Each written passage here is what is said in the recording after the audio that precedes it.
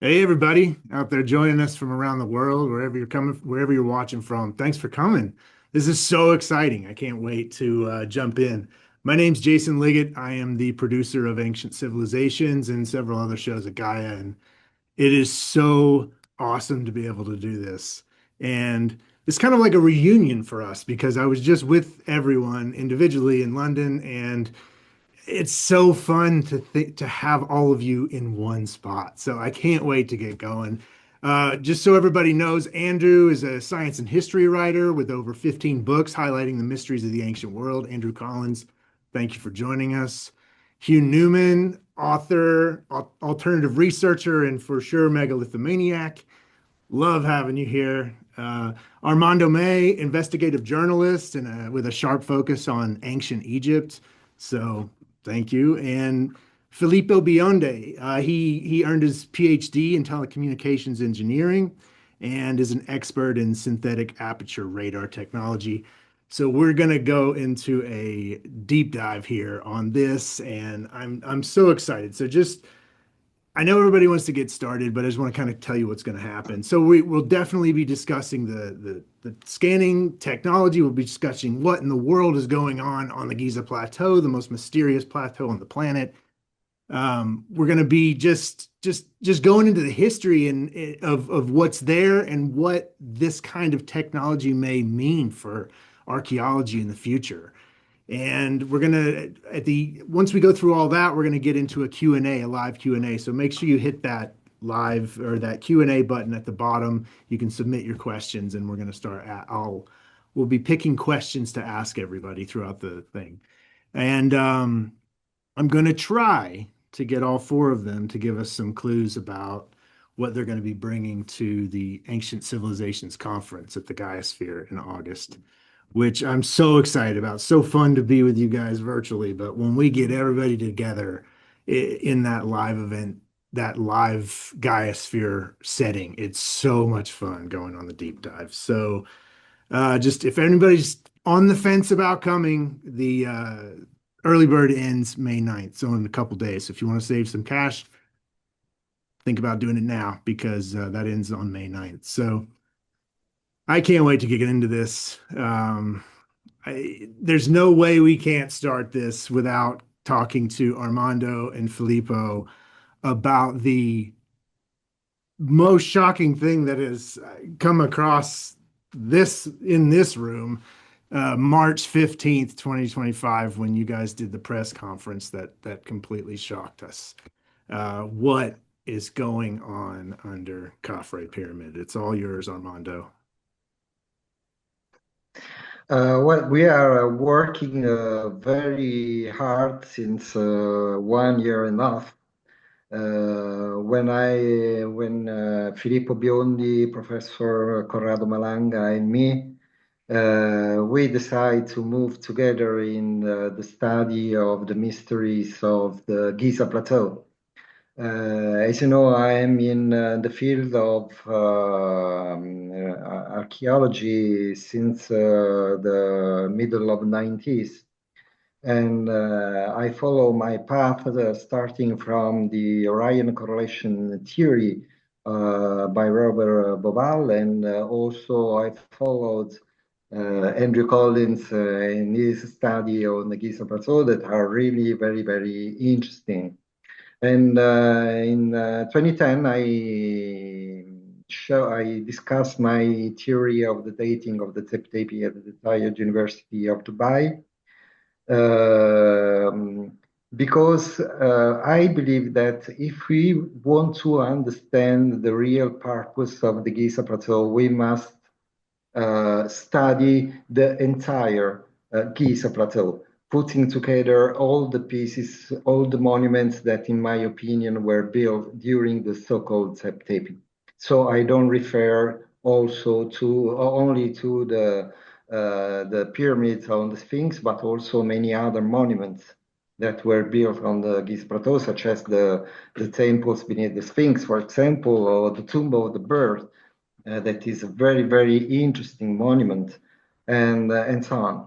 So, and I noted that all those monuments putting together all those monuments, all of them were connected with the stars and planets.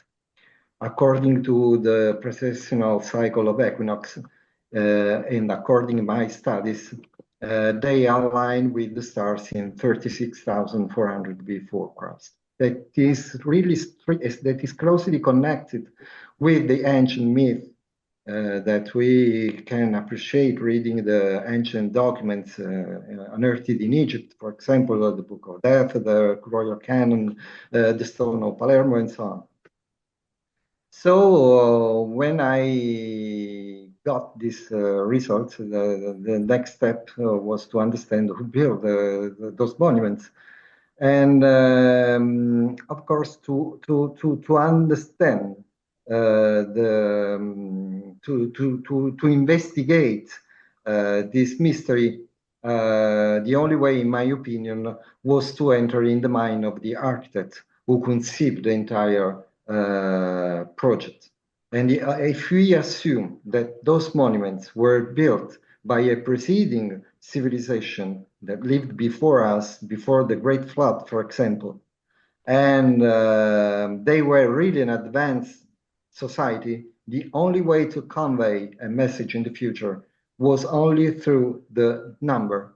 So I decided to study the pyramids, for example, starting from basic model based on mathematics and arithmetic. And so applying some very basic mathematical formula, for example, the prime factorization or the prime counting function applied to the dimension, the sides of the pyramids, I discovered that the Khafre pyramid was connected to a code physics that is very important in quantum physics, that is the number 137. It was really an interesting code, maybe a message coming from the past. So it was very important to investigate the connection between the Khafre pyramid and this number. I moved forward in the study, and I decided to discuss with Filippo and Corrado Malanga about this very important topic. And we decide to move forward in our study, applying the connection between the experimental archaeology and satellite technology, just to invest, because I believe that technology is the only way to got the results explaining what happened in the ancient past. That's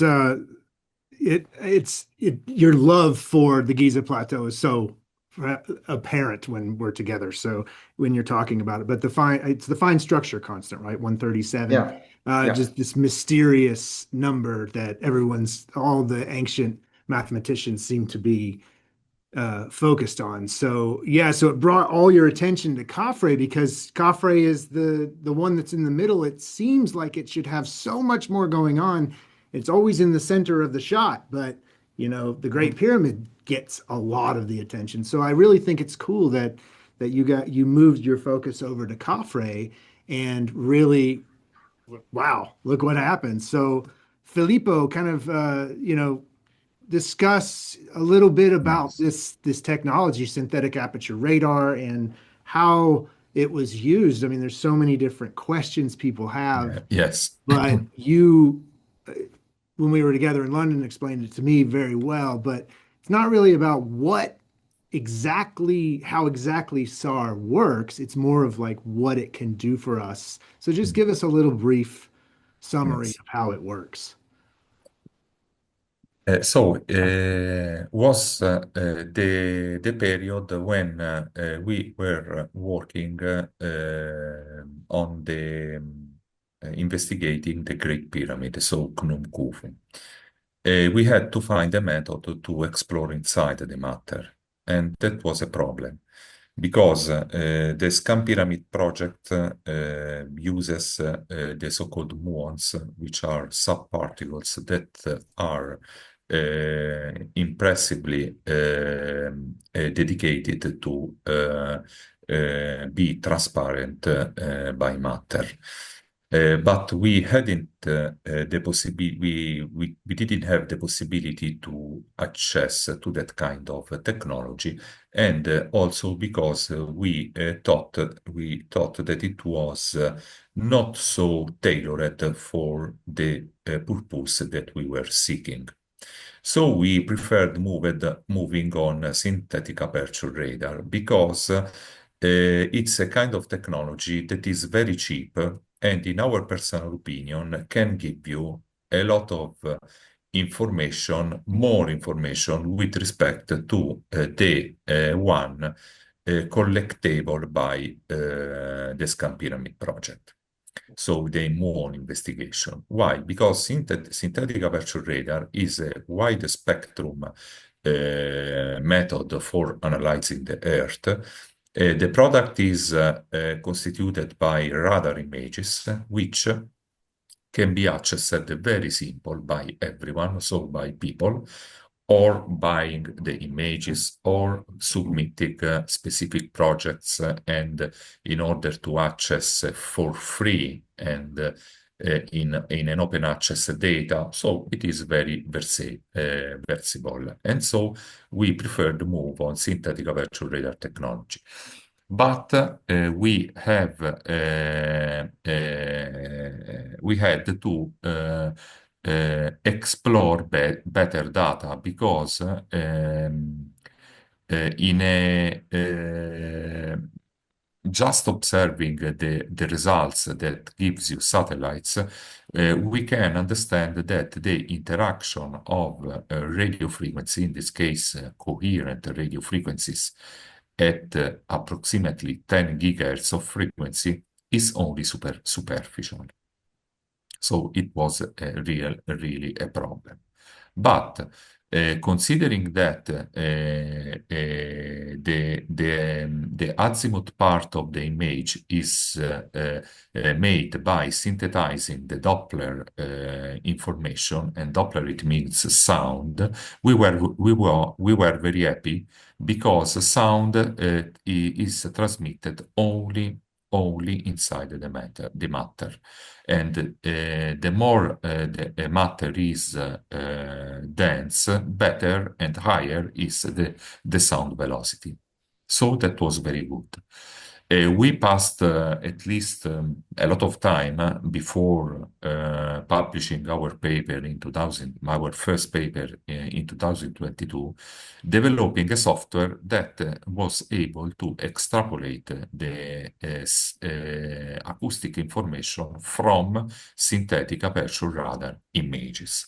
In this context, we arrange a so-called protocol that we call it the Biondi protocol, but it's not only mine, it's of the group, that was able to extrapolate vibrations, and so this vibration could be compatible to explore beneath the pyramid.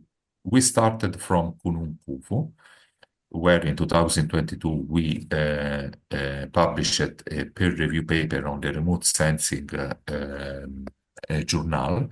And after collecting also the precious information given by Armando May, we prefer to move to explore in detail the Khafre pyramid.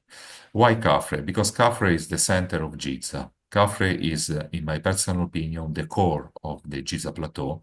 And then Armando, after, will explain better what it means considering the entirely the Giza plateau. So not just considering that or that pyramid. No, because in our personal opinion, Giza plateau has to be considered entirely.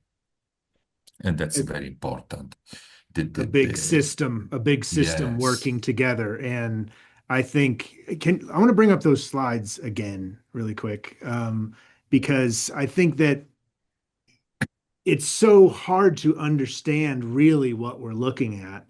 But when you guys came out on with the in the press conference talking about these pillars like Yes. structures underneath, these structures within the pyramid, Yeah. all of these things that are were so incredibly eye-opening, and at the same time, for so many people that have studied the underworld of Giza, just got everyone so excited. So let's look at the scans and try to help us understand what we're Yes. looking at when Yes. we talk about like our main scan. Yes.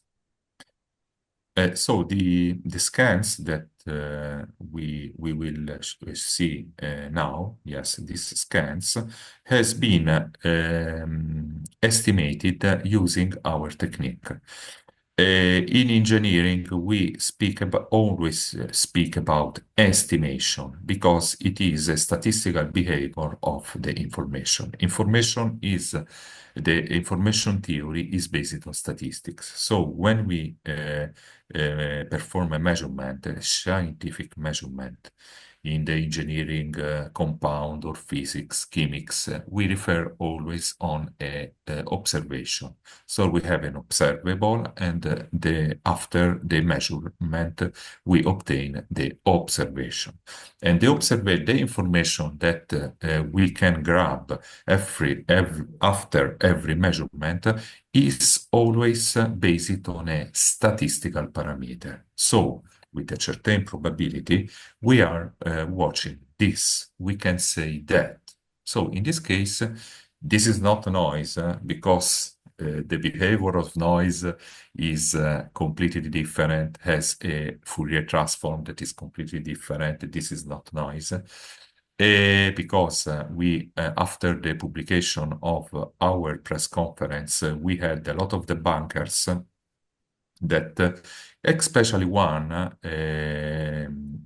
which I am not in the right to give her name, but we are giving absolutely, we are advancing legal claims, which in Italy is given by the prison to her. So, because she said a lot of things that misinterprets and discreditates our work and especially me to me. So it is a personal attack, and in Italy is claimed by the jail. Okay, so in this context, we are observing things that are located inside the Pyramid of Khafre. The Pyramid of Khafre is in the first image on the left, top left. We have a differently projection of the pyramid. So this is a tomographic image where on the vertical axis we have the depth, and on the horizontal axis we have the azimuth. And so we can see that we are watching the structure of the pyramid, where inside of the structure of the pyramid, we are watching some targets that are located inside. Why we are saying this? Because we have extrapolated, and so we have inverted the model, the acoustic model that we have estimated by the Biondi protocol. And according to considering the measurements estimated by different tomographic lines versus different satellite images versus different satellite companies, and obtaining approximately the same results. So that is the best choice to say that it is not noise, but it is real information and real structures that we are observing. We have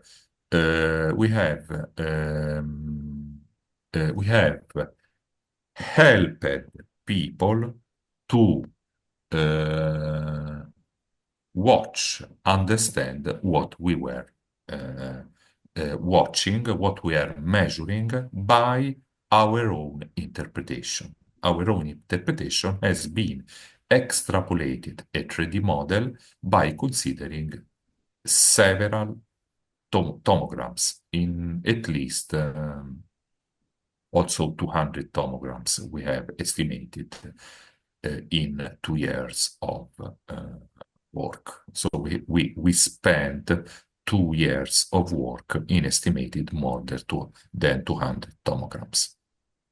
So this interpretation that you did that Yes, we're looking at is really, I think that's what is just so,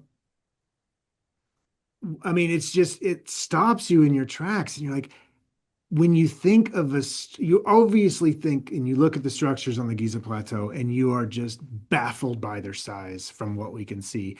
But to think about all of this going on under, Andrew, I know that I mean, you were messaging me as soon as this started, and I just kind of wanted to know what you took from seeing all of this and how did you take it? Because yes, Filippo and Armando, you were going to get massive amounts of resistance as well as acceptance.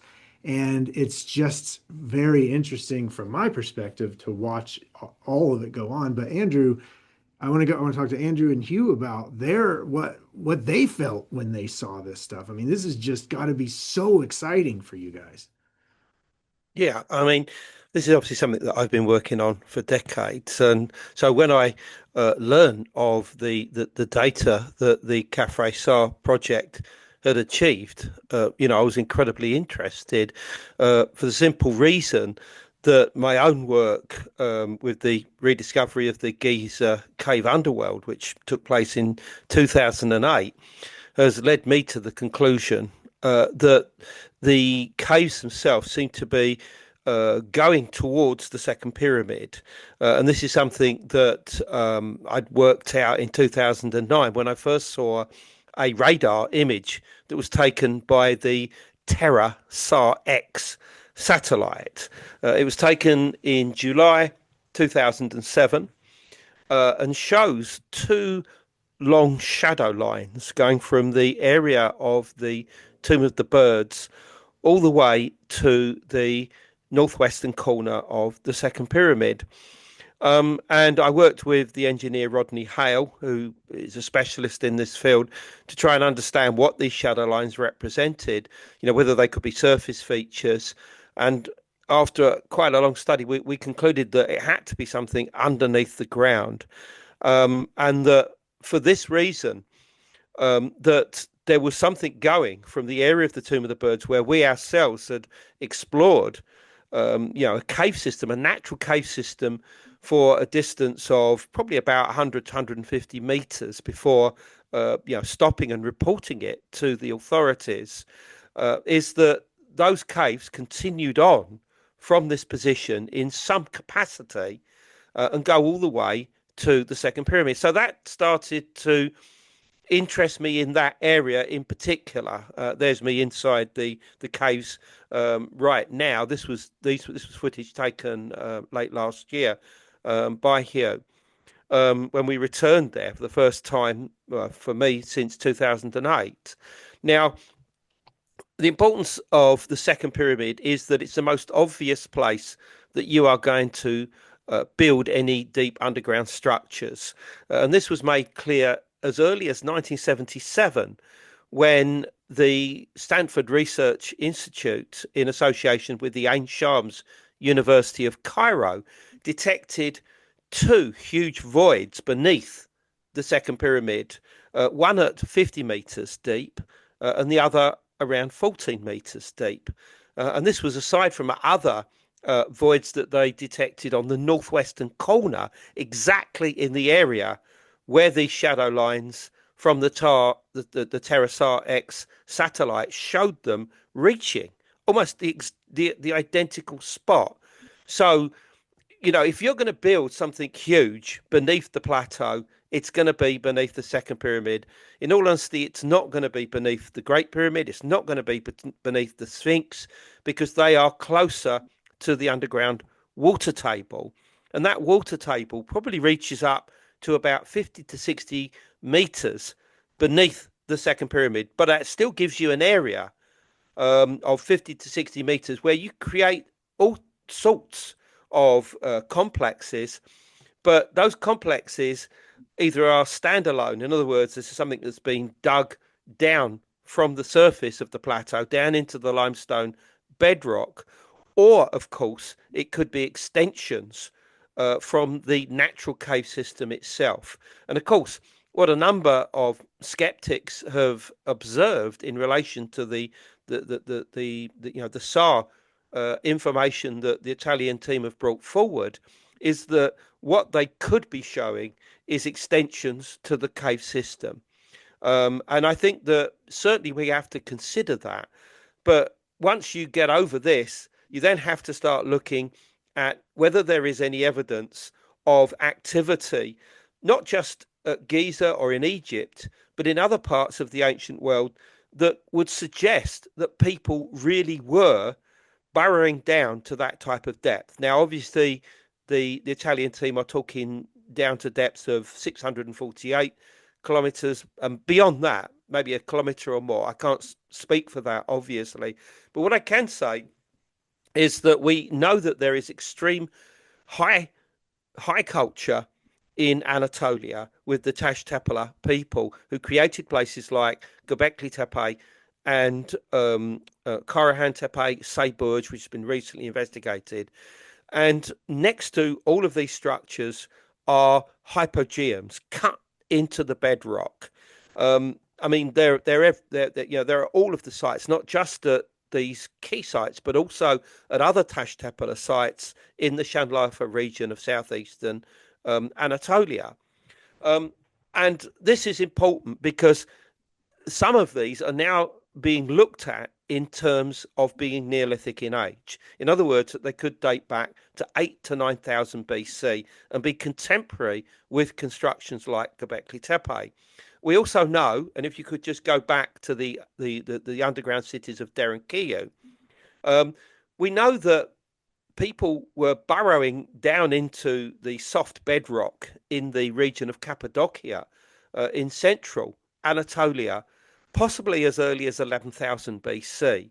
We know this because evidence has been found of stone tools associated with these excavations by an archaeologist who was one of the original people that discovered the Derinkiyu underground city, which is one of perhaps 25 or 30 of these underground cities in Cappadocia, that they found Paleolithic tools in the area where they believed that they were disposing of the material that was being obviously coming out of these underground structures.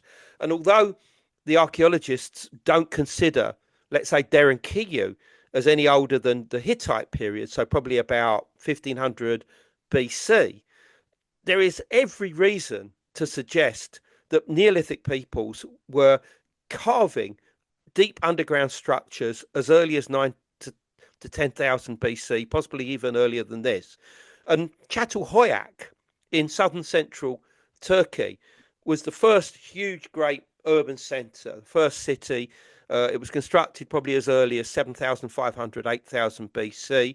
And there is evidence that they too were mining, creating some of the earliest mines anywhere in the world, looking for something called cinnabar.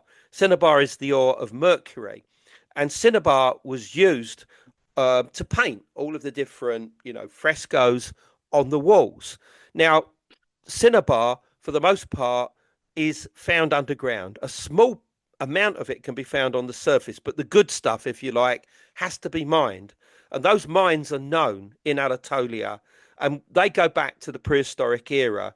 And there is a good chance that the people of Çatalhöyük, as early as 7 to 8,000 BC, were mining deep down into the bedrock to obtain this cinnabar, mineral ore. So, you have contemporary cultures, but not only that, but we know that there are links between Taş Tepeler and the area of Cappadocia through incredible sites like Osiris Shaft, which dates back to 9,000 BC, which is right next to some of these underground cities.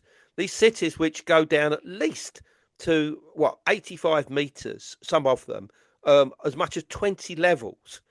We still don't know how they achieved it, but they had an immense amount of sophistication in the way that they would create ventilation shafts, allowing these excavations to take place.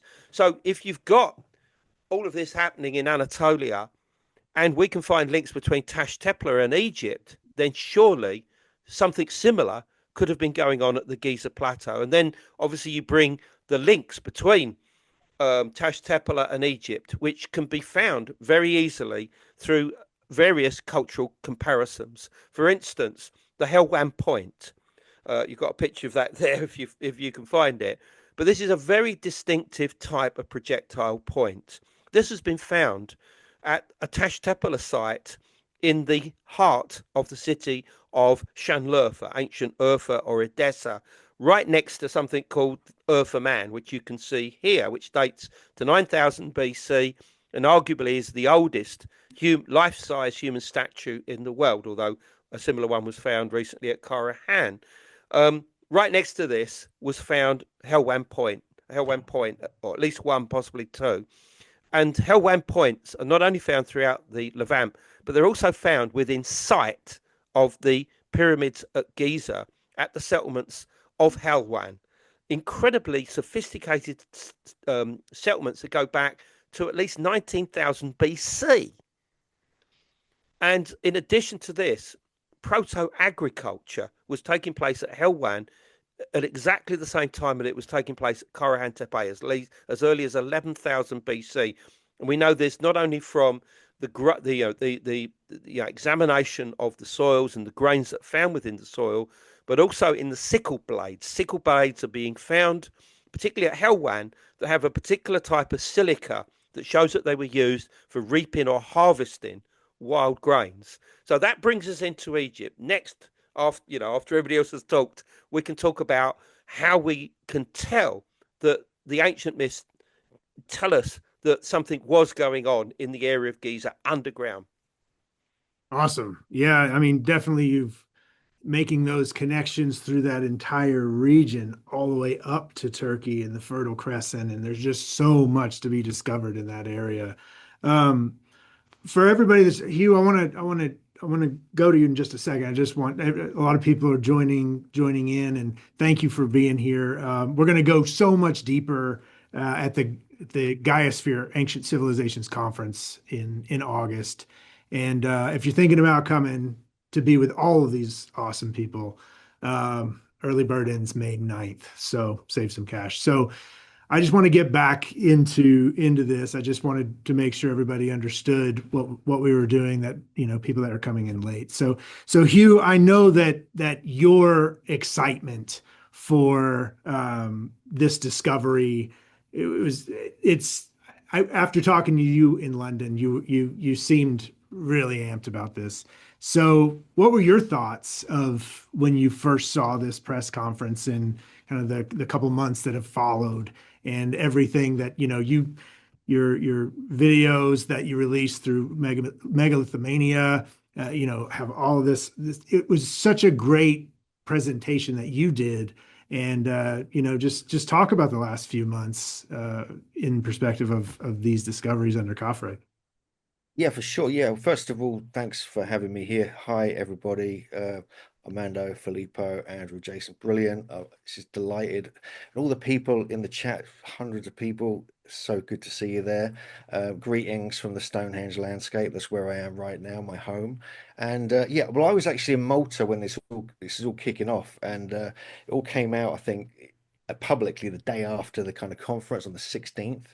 And it was that day I was actually in the Hypogeum, the House Cephalieni Hypogeum, and a few other little underground areas you get there as well. So that really intrigued me that I was visiting that the same day as this was all being announced, because they've even found a second one there in Malta, which hasn't even been publicly announced yet. So Andrew's here talking about what's happening in Turkey. We can explain a bit more about that in a moment. But it's all happening. They've been digging underground with beautiful detail, very high level of technology, thousands of years ago in Malta. But even if we come back to the Cathay's pyramid, there's something myself and Andrew and my friend Jim Vieira and JJ Ainsworth, we've been visiting there many times. And one thing I keep going back to is the Cathay pyramid, specifically around the back of it, because around the back of it, you've got this huge bedrock area which has been cut out straight from the bedrock. Even one corner of the pyramid is carved, literally carved out of bedrock, and then they built up the kind of levels of blocks afterwards. Then you've got all these kind of tunnel caves going down at the back of this on this little cliff face at the back, going deep under the ground, and you can see that there's underground elements, and you can just see it for yourself. We've been going there for years. And also, people know about the kind of structure beneath Belzoni's chamber in the center of Cathay's pyramid. That's been known about for a long time, plus some other chambers on the two corners as well. Me and Andrew were discussing this in our last lengthy video interview we did on the Megalithomania channel. And so there's already been knowledge of this, plus we're going to talk about the Osiris Shaft as well. And the fact that it's so high up on the kind of Giza plateau, I think what Armando and Filippo and their team have come up with is remarkable, because they could well, because it's so high up compared to, like the Sphinx and the Bali Temple. People say, oh no, it can't work. There must be groundwater there, but it's not. It's so high up. There's no way there's going to be any water there. And so it all just kind of makes sense. When I saw that, it just kind of, I couldn't quite believe what I was looking at when I first saw the imagery that came out. But then I had a good look at the scans. Me and Andrew went through it a few times, and I just thought, God, there's something really solid going on here.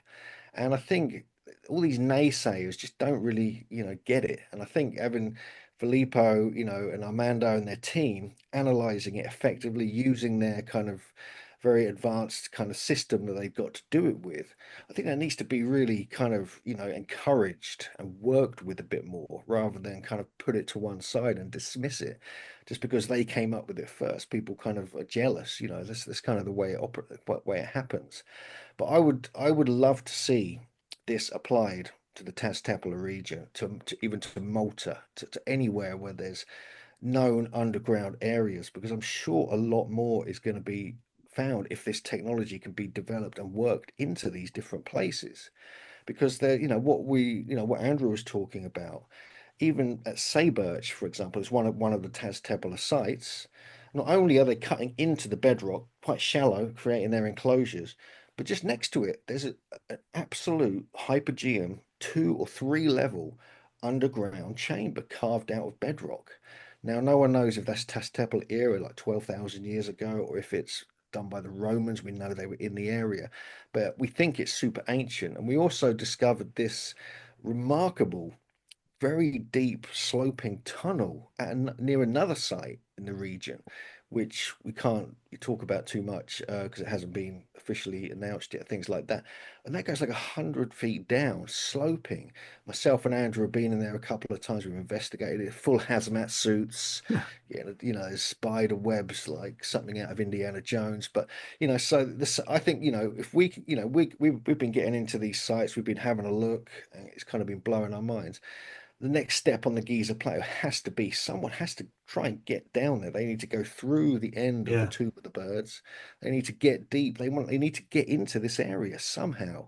And I got to give a shout out to Trevor Grassi, because he's quite good at doing things like that. So I encourage him to get in there and take a look somehow. He's been doing good stuff. So so I Cool. think it's remarkable what's being found there, and I'm keen to, even if we can start doing some GPR on the top, like them little kind of trolleys they roll about, Yeah. to sort of double check, to give more verification to Filippo's and Armando's scans. I think that would be a start, and I think the Egyptian authorities need to take that on board. Sure. But for now, I think there's something profound going on here, and it needs some more research. I totally agree. Let's bring the aerial or the overhead of the Giza Plateau, because just for a lot of you out there that don't study this all the time, even Hugh's saying on the backside, what does that mean, right? So typically, we have the Sphinx down here, which is facing east. That when you typically say the backside, are you saying the entrance in the north is on the north side? What are you saying is the Yeah. backside, and kind of give us a view of what we're looking at here for where the Tomb of the Birds is versus the front and back side of Khafre Pyramid. Yeah, you can see Khafre's pyramid there. You can see the causeway coming down, going to the sort of south west there. But behind it, you see that kind of black line. That is like the kind of cliff face almost that they've had to carve out because it's on a slope there. So half, so part of the back end of the pyramid is part of that bedrock. And on that kind of black line where there's all these caves that go in as well. Then you've got the causeway coming down to the Sphinx area. And even halfway down that, we have a whole underground element there, which we're going to talk about, the Osiris Shaft. And so, yeah, so that's the whole, I think that's the whole area, I think, of the, you've marked the uh, Tomb of the Birds, is that correct? And then you've got the causeway there as well. And so, yeah, so there's quite a lot. I mean, and we know there's more underground stuff. Obviously, we've got, you've got like the kind of, I personally think before the pyramids were built, and me and Andrew have been discussing this for insanely for the last few weeks about it, that there was like a whole kind of they were like kind of earth, they were like stone mound kind of structures, naturally formed, like knolls and things like that. You've got Jebel Ghibli. Andrew's done a ton of research on that. But you've also got, they were working into the bedrock before any pyramids were there, possibly before even the Sphinx was there. And so I think that, you go to places like Sardinia, the whole country is covered in these hypogeums, these underground elements. And I think that was going on the Giza Plateau clearly. And they were combining it with the natural cave systems of the Tomb of the Birds, NC2. Collins Caves is what Zahi Hawass calls it, by the way. So big up to Andrew there. And Yeah. so, yeah, so I think, there's a lot more going on. You don't really notice it unless it's pointed out to you. That's the thing. Or you spend a ridiculous amount of time looking around the Giza Plateau. So it's so deep, there's so much research Yeah. to be done. And I think the authorities really need to get on board with this right now. And last season of the docuseries, Ancient Civilizations docuseries, we went into the necropolis, the underground system, all the way from Saqqara to Giza. This is a humongous stretch of landscape that is, we've only barely scratched the surface. So I'm so excited to see what this new technology is going to bring. But I think as a neutral observer of all this which is what I definitely strive to be, is just let me look at all this, let me hear all of this. When I saw the scans of the Osiris Shaft, and and I know what the Osiris Shaft looks like, that to me was okay. If I've questioned how deep SAR scanning tech can go, this is such a great example of how deep it can go versus, I know Andrew, I know Hugh, I'm sure Armando, you've climbed down that rickety ladder to get down in there. Like, this is deep down. I don't know the distance down, but it's down there. And the fact that the scanning technology was able to pick up, where that sarcophagus is, the one that we were just looking at, I believe, is the first one on this diagram. But the way that the scanning technology picked up and said, is there more under there? What else is below what we know? Armando, kind of talk about that a little bit, and about like what this scan tells you and why it excites you as far as being able to help people understand what you guys are doing. Well, before to scan the Giza Plateau, the entire Giza Plateau, we decide to scan some sites that are well known, the structures are well known, just to have a confrontation with the data that we obtain from the detection of the satellite. That is why Filippo and Malanga, they came from the study, the detection of the Great Pyramid. And inside the Great Pyramid, they detect the actual structures that is well known. For example, the jet, for example, the King Chamber, the Queen Chambers, the Great Gallery, and so on. But they detect the pyramid that is over the surface of the Earth. So we have to prove the technology beneath the pyramid, so under the surface, to be sure that the technology worked. So we decided to apply the SAR on the Osiris Shaft, that is a well-known site. The inside structures are well-known because explored by archaeologists.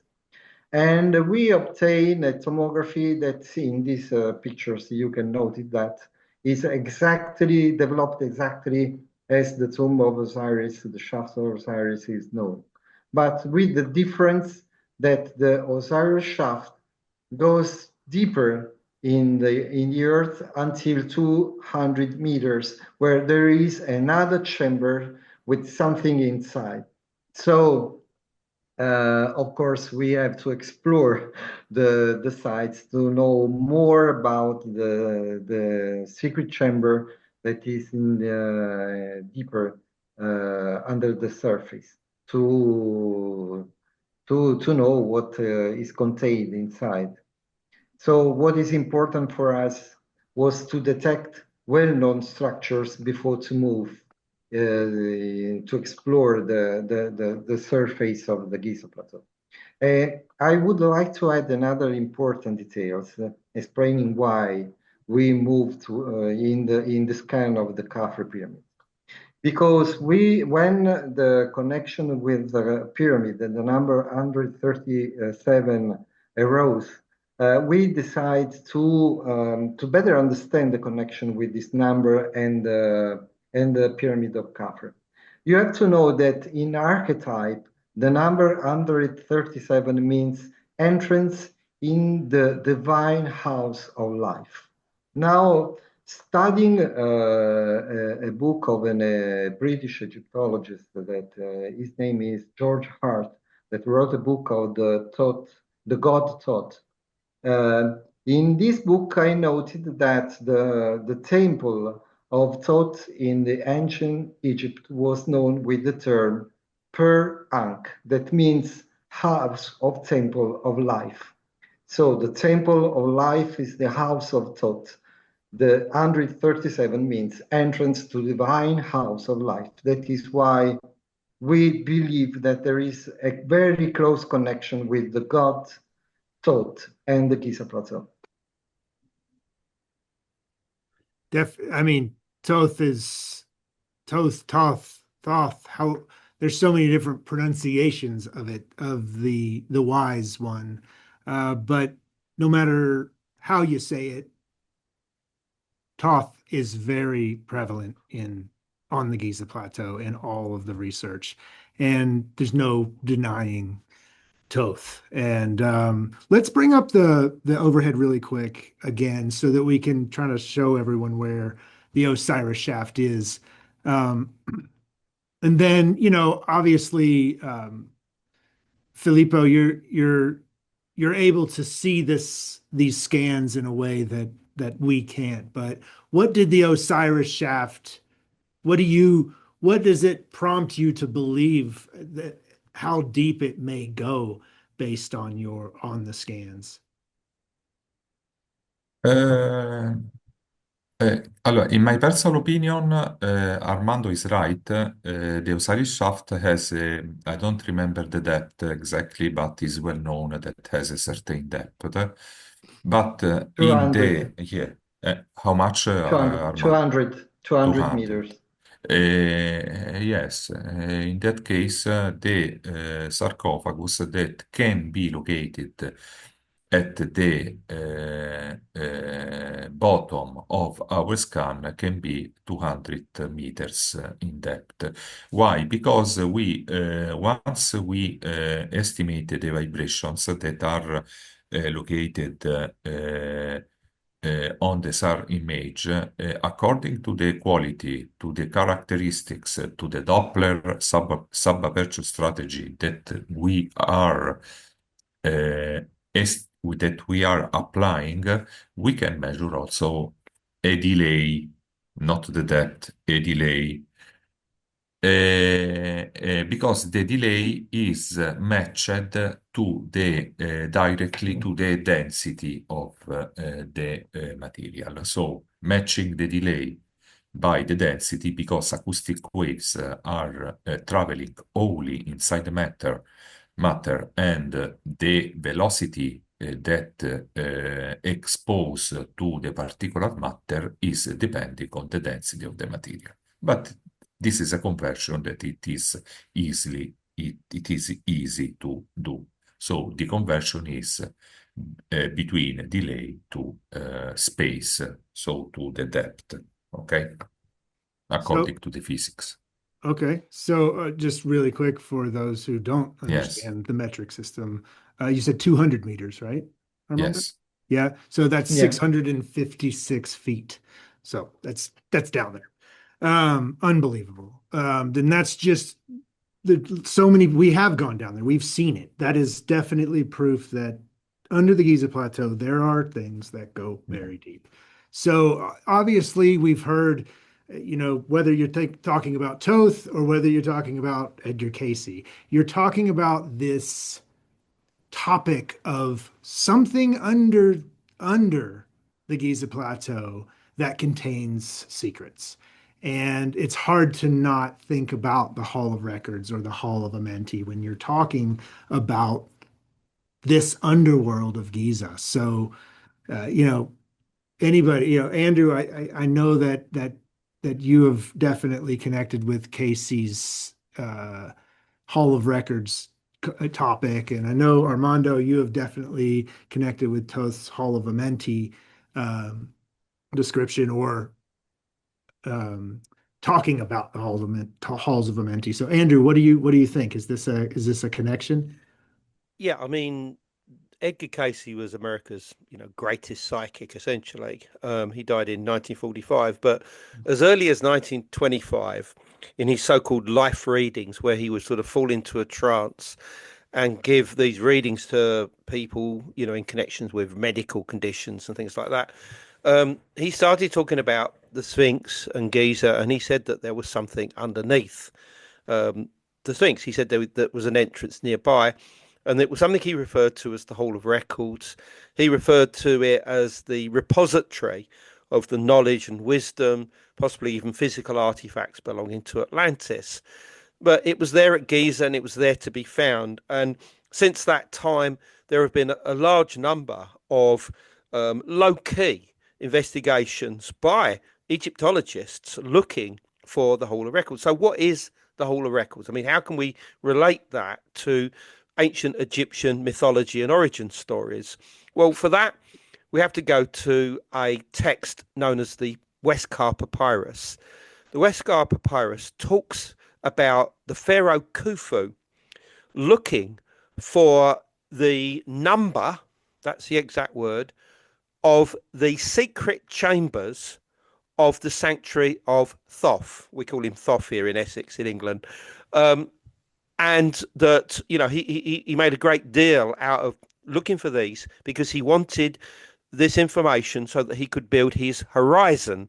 And the horizon means the pyramid because this was known as the horizon of Khufu. So what is this secret chambers of the sanctuary of Thoth? Well, the great philologist working in the field of Egyptology, Alan Gardner, wrote a paper on this saying that this sanctuary must have been a primeval sanctuary associated with the god Thoth. And to understand that better, we have to go to southern Egypt to the temple of Horus at Edfu, where on the wall you have what are known as building texts or foundation texts. And every temple had variations of these in the past, favouring their own particular, cult centre. But those at Edfu are particularly important because they are complete to this day, and you can still see them. And what these do are tell us exactly not only how the universe came into existence, how the world came into existence, but who the first primeval beings were. They're referred to as the primeval ones. The other name that's given to them is the eldest ones, quite literally the elders.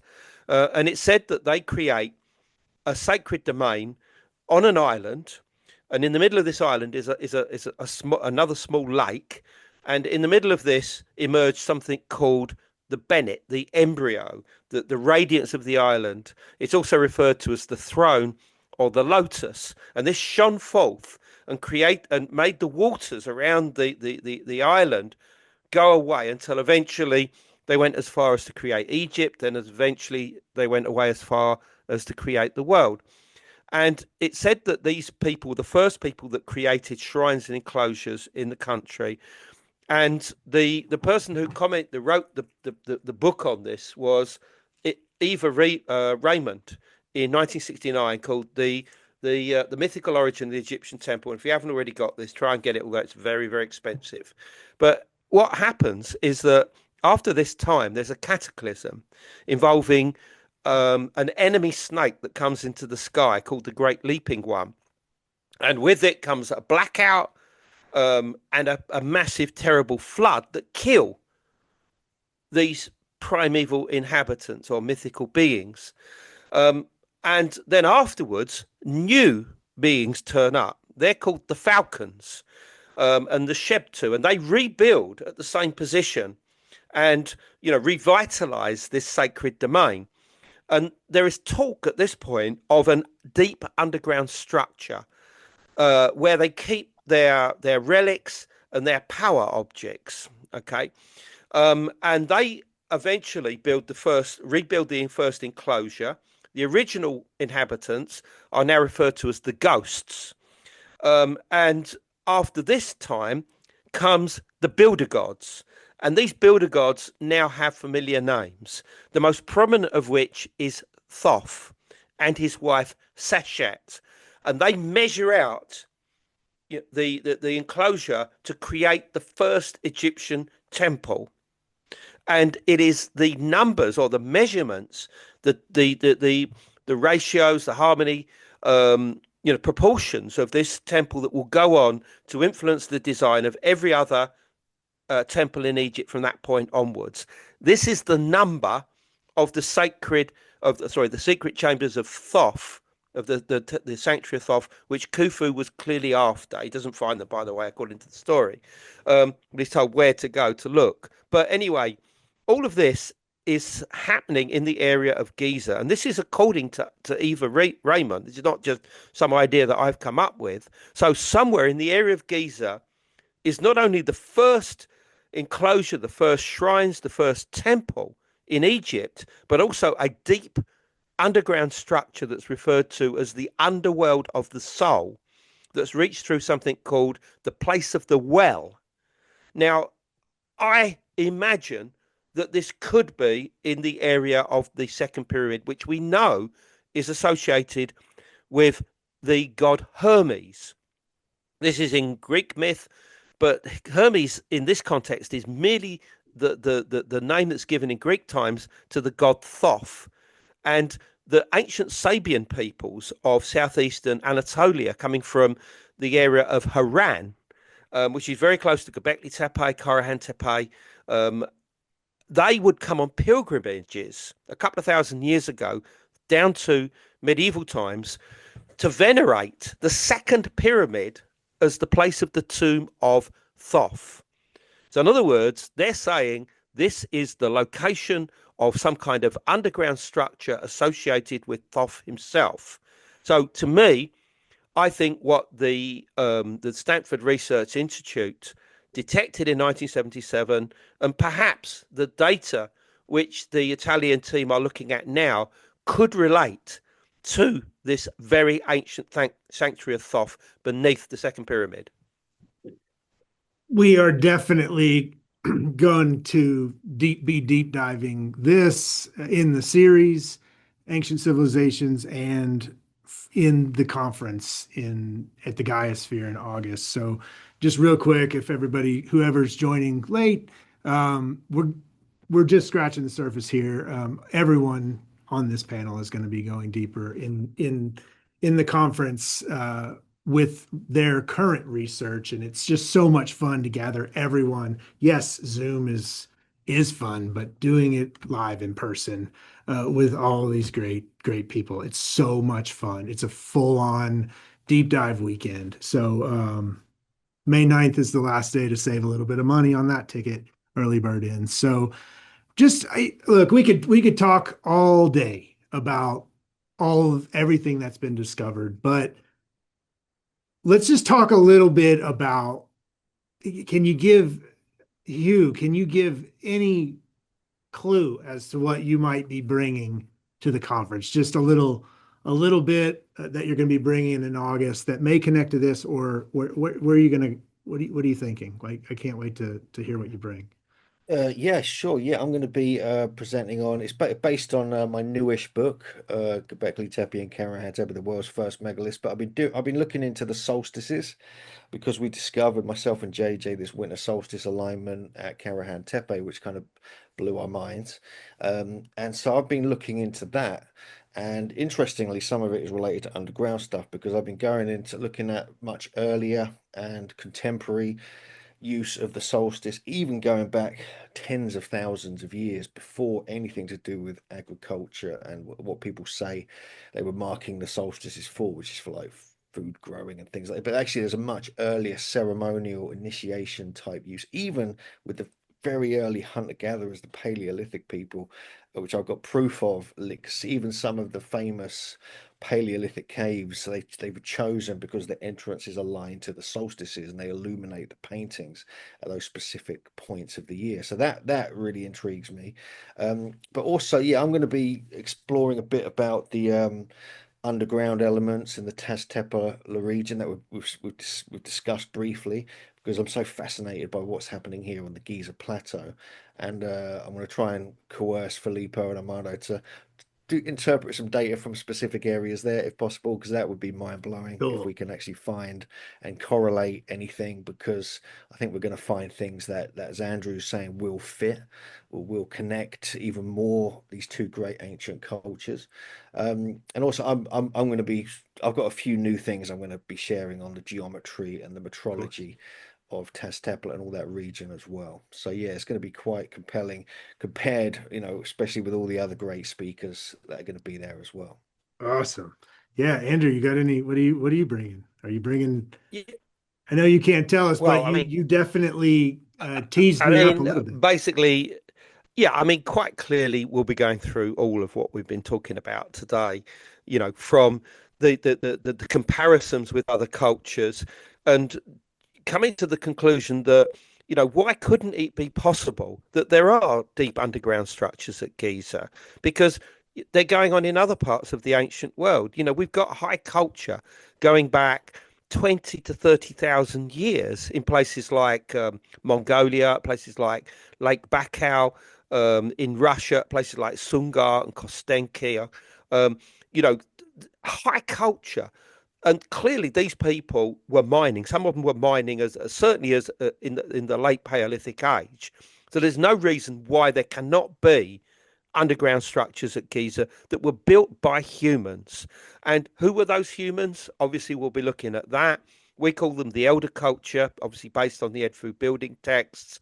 Um, and quite clearly, there was a cataclysm. We link that with the Younger Dryas event that took place in 10,800 BC, possibly triggered by a comet fragmentation.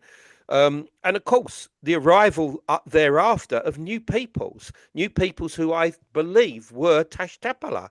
I think that they came to Giza revering it as a place of the ancestors, and they found monuments that were already thousands of years old and built in the vicinity, with their main base being the area of Helwan, which is within sight of Giza. So we'll be looking into that, and of course the mythology, these origin stories like the Edfu building text, and then looking specifically at the plateau, the design of the pyramid field. Does that tell us what is beneath there? Does that show us where to look for the absolute entrance into this underworld that awaits discovery? Love it. Love it. Can't wait. And Filippo and Armando, you Yes. guys are going to be presenting your evidence together. So are you just a little tease, like, of is there anything you can get us to get We excited can about what you're going to bring? we can bring with us an opportunity to join a research that we have that we are doing it together for free we are doing it. So we are not asking money. And we are bringing with us, as I told you, an opportunity to so humans can know, we can help humans to know who are we, because at the how world is growing up in this timeline, in this evolution, in my personal opinion, is wrong. Because people are growing up, the humanity is growing up not good, because it is our life is based only on materialism, and we have lost the opportunity to know where we are going, but where we started and who we are, because we don't know who we are. Thank you. Armando, you have anything to add to And that? my presentation is based on the resume of the path that we follow from the beginning to the CAFRA project, focusing the opportunity to join the scientific events that are well known with with what is inscribed in the ancient myth. So I start Ciao from Edoardo. an analysis of the paleomagnetism and the last period of the Pleistocene age. So in the last 100,000 years. So I try to explain why happened some episodes that are inscribed in the ancient text until the Zeptepi and the age of the gods. And then I move towards the Great Flood, explaining the new beginning of the modern era. Love it. Love it. I can't wait for everyone to experience all of you together on the same weekend. It's so much fun to be here and to be a part of that and to be diving into all of this with all of you. You guys have all persevered through so many ups and downs, and to have these kinds of times where we can all unite and say what I'm saying and what you're saying, and everything is pointing to what they were saying. It's so much fun to do this. I want to. We don't have that much time left, but there are several people that ask questions, and I think this is one of the questions that we have to keep these answers short because I want to try to get as many as possible in here. But you know, when we look at the Giza Plateau, the biggest question I think is like, why was that particular plot of land chosen by our ancients? What do you feel? What do you think? What else might have been going on there? Why was it chosen? Yeah, I can tell you. Okay, the ancient name of Giza was Rostau or Restau, which means the mouth of the passages, quite literally the entrance into the caves. Those caves were seen as an entry into the underworld, known in ancient Egyptian as the Duat, and through which you reached the Amenti, quite literally the place of the afterlife, or certainly almost like the bardo that you had to pass through to reach the afterlife. And it's very possible that the pyramid field was created where it was because of the cave system that was there and the underground features, which we are now detecting. In other words, the place was special long, long before the time of the pyramids. So, that is the answer, I think, that it was seen as an entrance into the underworld with the Sphinx guarding that entrance. Whether the Sphinx was seen as a lion, which obviously some of my colleagues would say, but I think that there's growing evidence to suggest that it could have started its life as a simulacrum. In other words, a natural feature in the landscape that had the likeness to an animal, possibly a wolf or a dog.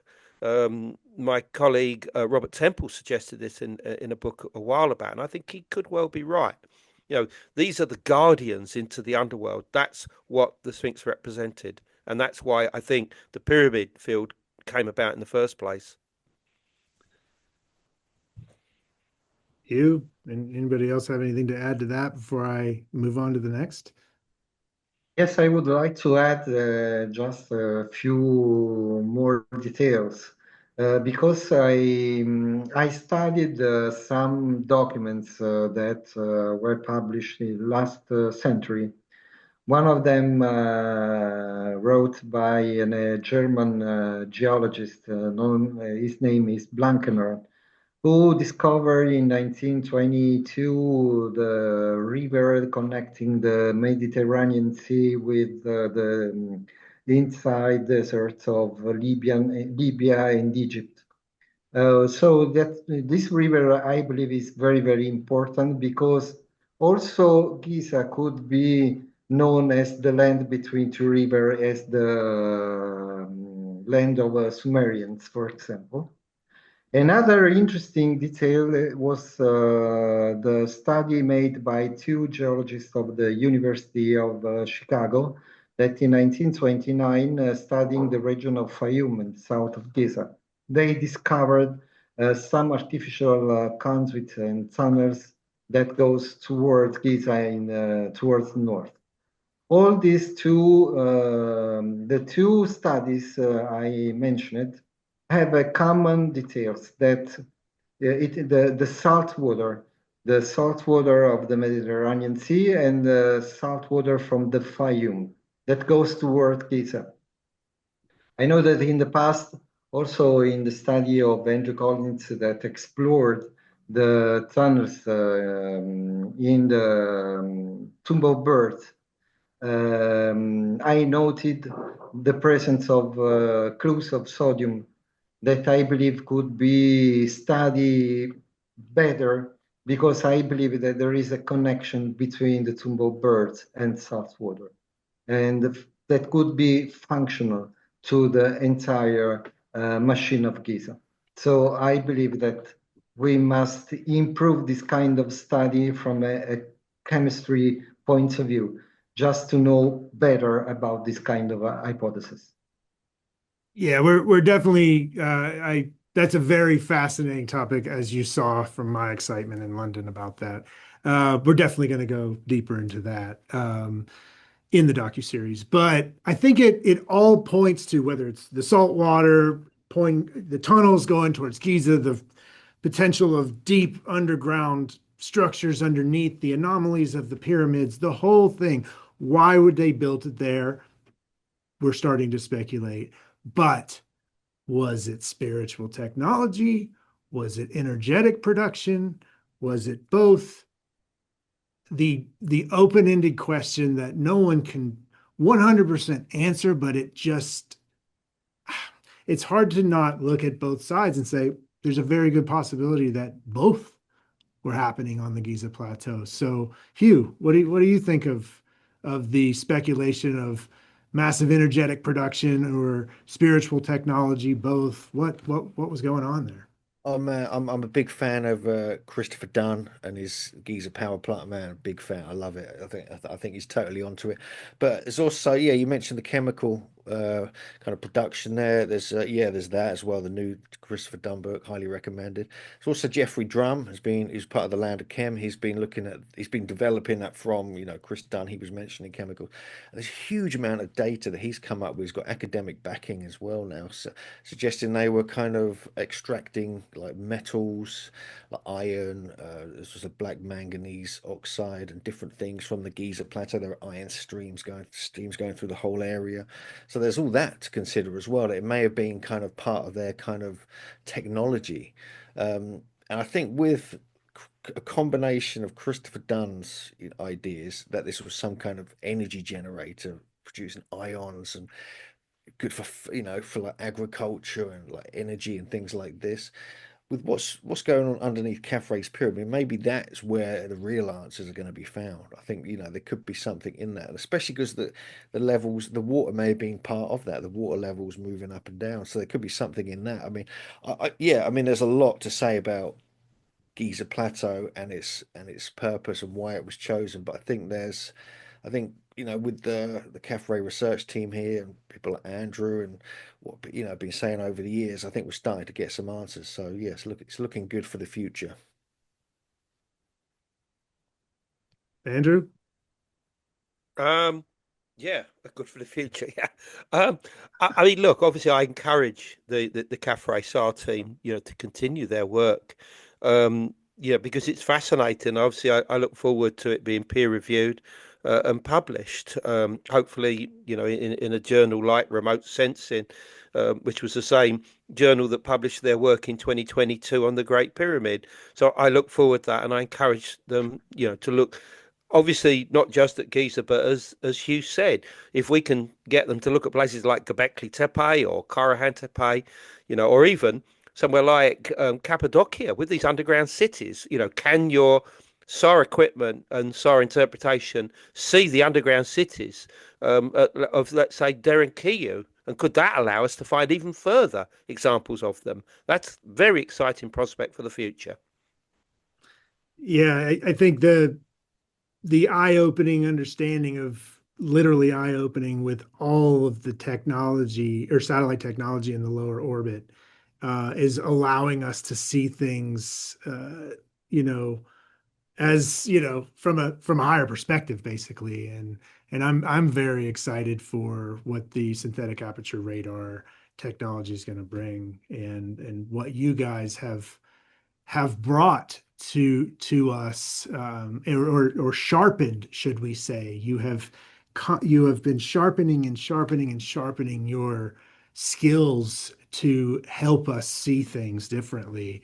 And I'm excited. So what are you guys feel? I know you're Yes. connected with the Toth and the Halls of Amenti, but do you feel that this was both spiritual technology and energetic technology going on at Uh, the Giza Plateau? It, it is possible, in my personal opinion, so this is my answer, uh, can be possible to say this.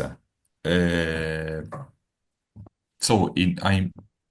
sure of this. In this life, there are few certains. It is not even possible to say that the death is certain, because in my personal opinion, does not exist. We are eternal entities that decide us to make an experience in the matter in our bodies. So, also according to my studies, I refer that in this life there are very few certains, but I am absolutely certain that one of them is that the pyramids are not tombs.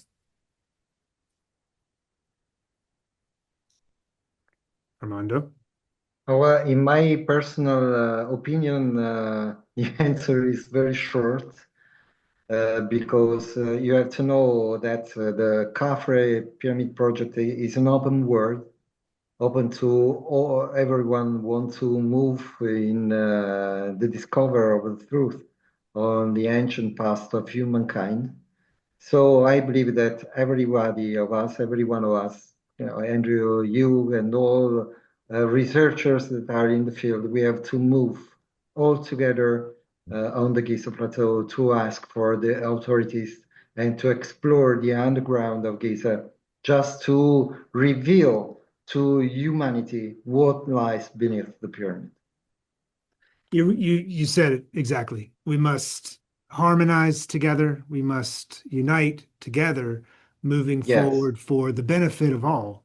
And yeah, it's not, I'm right, you're right, I'm not. It's a harmonized view of this, and how these this plateau can give us so many answers, I believe, on how we can do it as we can move forward as a species together, and be able to handle the types of power and the types of spiritual technology or the types of energetic technology that were used by the wise ones before. And I love that you said that. It's just, as much as we all do our own thing and we go down our own paths, they all must unite together yeah. in a way of Yes. compassionate approach to understanding the mysteries of the Giza Plateau. Um, wow, it's I can't believe it's already, we got to wrap this up soon, but it's just been so much fun to have you guys all together and to Thank you. share this with the world and I'm so excited for not only what's going to happen with this technology and if we can take it into Turkey and all of Hugh and Andrew's research can be looked at and in a different way and united with science and with satellite technology. It's just such an exciting time for you guys, for all of us really. And it's just been it's been a great time together, and I so appreciate everyone coming together. As I look through all the questions, all you guys out there, thank you for sending questions. I feel like I've hit several of your questions, and obviously we could talk all day. But let's, I guess, one more final word from each of you, if you could just keep it really short, because the seminar or the webinar will shut off on us if we don't. But there's the conference, and again, May 9th, it's last chance to save money on it, but would love to have everyone there. It's just, again, so much fun to have everyone together in unity, just deep diving on this stuff. So Andrew, lead it off with just one final. Yeah, I mean, obviously, I look forward to this conference in August, and obviously being with my colleagues there, and discussing all of this. I think that it's going to be a monumental event. Basically, it's certainly the next place that I will be in the USA, lecturing, and I am preparing something, specifically for that, a brand new lecture. So yeah, that's it really. But I mean, those are not in America. You and I do a conference called Origins in the UK. Look at megalithomania.co.uk for the information on that, on my own website, andrewcollins.com. And yeah, I mean, I am rewriting one of my older books called Beneath the Pyramids, which, laid out the entire story of how Giza's cave underworld was rediscovered in 2008. Oh, there you go. You got it. Thank you. Yeah. I'm redoing that at the moment. Hugh's doing the cover of it, and there will be a whole new section all about all of the new discoveries and what's going on at the moment and what we've found. So watch out for that in a couple of months' time as well. Cool. You? Yeah, I'm super excited by all this. I'm like a little sort of boy in a toy shop when looking at the Giza plateau and all the research coming out from underneath it. I think it's just incredible. Yeah, like Andrew says, I'm very much looking forward to catching up with everybody at Gaia Sphere in August. I've got a lot of them, my good friends I haven't seen for ages, so I'm very pleased about that. And to meet these guys properly, in person. And obviously Amanda and Filippo are going to be they're coming to England for our conference on November the 1st. We're delighted about that. It's going to be hopefully the first appearance doing it here, even though Filippo's linked with stuff in Scotland as well. But yes, so there's a lot going on. I just like the fact that it's growing. That their research is kind of more is getting unlocked. They're kind of presenting more data, which kind of proves their theory. The debunkers are going crazy, which I love. I think it's hilarious, and I think that we have to kind of when you get pushback. I mean, Andrew's had this before. Graham Hancock's had this. When you get heavy pushback from tons of debunkers, it means you're onto something, and I think that's what's happening here. I think there's something profound is taking place. So let's just I'm sure you've got more to reveal, you two. I'm very interested in seeing what that'll be, and like I say, me and Andrew would love to discuss if we can apply this to some other places as well, because I think it's really important research, and it takes away the need to go through all these official channels when you can kind of have a look for yourself. And I think that's what's so good about this technology. So I look forward to meeting everyone at Gaia in August, and yeah, it's going to be a great time, great event. Yeah, I love what you said. Pushback, guys. As you all know, I love the phrase from the East, no mud, no lotus, but it's true. That flower or that lotus has to push through some really hard. The travel is hard, but it is so worth it. And I and all of those out there, thank you guys so much for just sticking with it and going for it regardless of the skeptics. And as you said, yeah, you're onto something. So we're about to end, but Armando and Filippo, do you have anything else, that you want to add to this? Um, I would like to, first of all, apologize for my English that I know No, it's I great. hope that people understand what I said. And of course, I can't wait to meet you all at the Gaia Sphere event. I know that we will spend a very great time all together. So I hope to see you as soon as possible. Thank you so much Yeah. for inviting me. Thank you. Yes, also for me, I'm sorry also I apologize for my crazy pronouns of English, for my English, but in this context, I thank you for inviting us at your conference. I'm sure, will be something very nice that for me is the first time to attend this conference. And so I will be very happy. Thank you very much. Yeah. Well, it's an absolute honor to host you here and to host you in the Gaia Sphere for sure. We're so looking forward to all of you guys being there.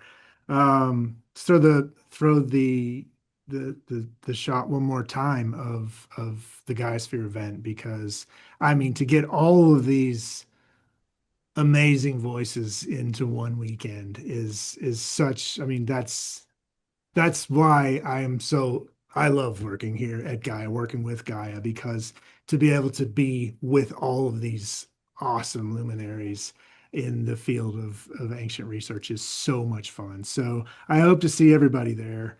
And I'm so thankful for you taking your time today to listen to this and scratch the surface with us. But it was an absolute honor, you guys, to be here with you. And I am so thankful for everything you give to this ancient research and trying to figure out and put the pieces of the ancient puzzle together. So I hope everybody has a great rest of your week, and I can't wait to see everybody in August, and I can't wait to see the new season of Ancient Civilizations, the docuseries, come together, and it's so much fun to make. And thank you everybody for joining. Thank you guys for being the panelists, and have a beautiful rest of your week, guys. Thank you very much. Thank you. Thank you.